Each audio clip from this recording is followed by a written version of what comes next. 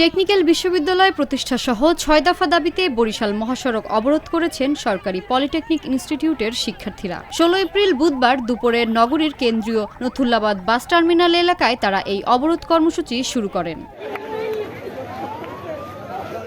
শিক্ষার্থীরা মহাসড়কে যান চলাচল বন্ধ করে বিক্ষোভ করতে থাকেন। পরে বিক্ষোভ মিছিল নিয়ে তারা চৌমাথা এলাকায় অবস্থান নেন এবং ঘণ্টাব্যাপী স্লোগান দেন ও তাদের দাবি তুলে ধরেন।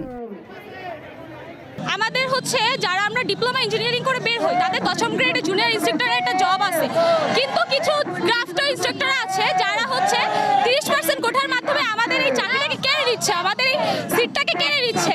এই 30% যে কোঠা প্রমোশন এর মাধ্যমে তারা যে আমাদের জায়গাটাকে দখল করে নিচ্ছে, আমরা এটা কোনোভাবেই মানব না। কারণ আমরা 4 বছর ধরে পড়ালেখা করে আমাদের সময় নষ্ট করছি, আমাদের পরিশ্রম যাচ্ছে। ঠিক আছে, আমরা চাচ্ছি যে আমরা যেন আমাদের অধিকারটাকে কেড়ে নিতে পারি। 10ম গ্রেড একান্ত আমাদের পলিটেকনিক, যারা আমরা ইঞ্জিনিয়ারিং লাইনে পড়ি তাদের জন্য। আমাদের এত কষ্টের ফল যদি আমরা না পাই, তাহলে 30% কোঠার জন্য এই যে কিভাবে ক্রাফটরা পায় এবং এই অবৈধ প্রমোশন বন্ধ করার জন্য আজকে আমরা এই রাজপথে। এ সময় শিক্ষার্থীরা জুনিয়র ইনস্ট্রাক্টর পদে ক্রাফট ইনস্ট্রাক্টরদের পদোন্নতির সিদ্ধান্ত হাইকোর্ট কর্তৃক বাতিল, উচ্চশিক্ষার জন্য টেকনিক্যাল বিশ্ববিদ্যালয় প্রতিষ্ঠা করা সহ ৬ দফা দাবি জানান।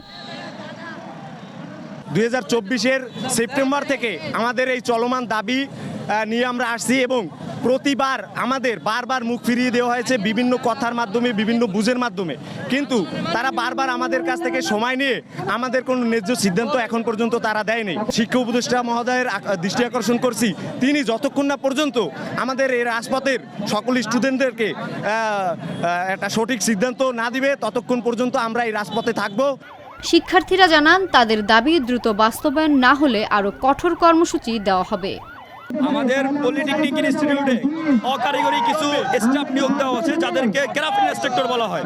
অ্যাকচুয়ালি তারা জেনারেল লাইন থেকে আসছে, তারা আমাদের কারিগরির কোনো কিছুই বুঝে না এবং এই পদগুলো অ্যাকচুয়ালি পলিটেকনিক থেকে যারা বের হয় তাদের পদ, কিন্তু তাদেরকে নিয়োগ দেওয়ার কারণে আমাদের কোনো কাজ হচ্ছে না। মানে তারা মনে করেন কম্পিউটারের কাজ জানে না, কিন্তু তারা কম্পিউটার টিচার। আমরা দাবি না মানা পর্যন্ত আন্দোলন চলমান রাখবো।